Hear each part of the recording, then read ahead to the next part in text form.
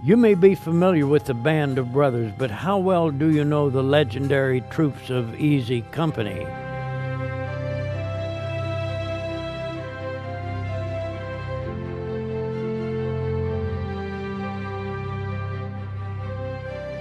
This is Albert Blythe. Everyone thought he died in 1948. A few of his fellow soldiers even remembered attending his funeral. The truth is that his family buried him in Arlington National Cemetery almost 20 years later. Sergeant Bill Evans was well loved by his family, but his fellow soldiers didn't like him much. On D-Day, his plane was shot down and all on board were killed.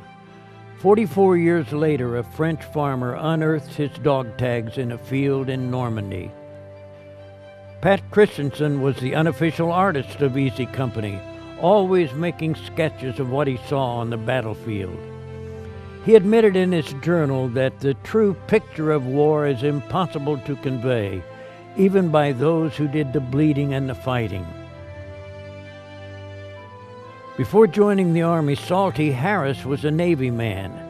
He ran his platoon using naval terminology and liked to torment his men by singing Navy songs. Eventually, Harris was kicked out of Easy Company for participating in a planned mutiny against his captain, Herbert Sobel. Doc Rowe was a no-show at his own wedding. While his bride was waiting at the altar, he was parachuting into Normandy. How's that for an excuse? Like many times before, Captain Moose Helliger went on patrol on Halloween night, 1944. While he was checking on machine gun positions, he forgot his password and was shot twice by one of his own men. Gordy Carson married a displaced concentration camp prisoner from Auschwitz. She was known as the Polish Blonde. Here's how she looked in the prison camp. After a few months and some good meals, you could barely believe she was the same woman.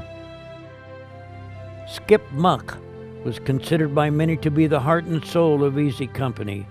He and his best friend, Alex Pincala, were both killed instantly when the foxhole they were in was shelled by German forces.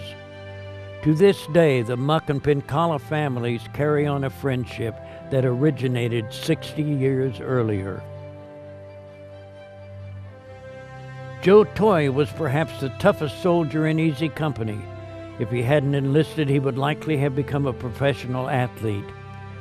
Toye did make it back home, but not until after he lost his leg in Bastogne.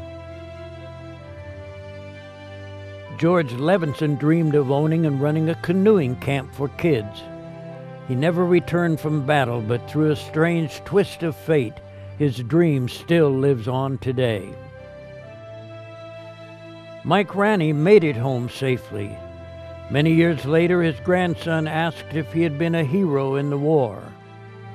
"No," Ranney replied, "but I served in a company of heroes."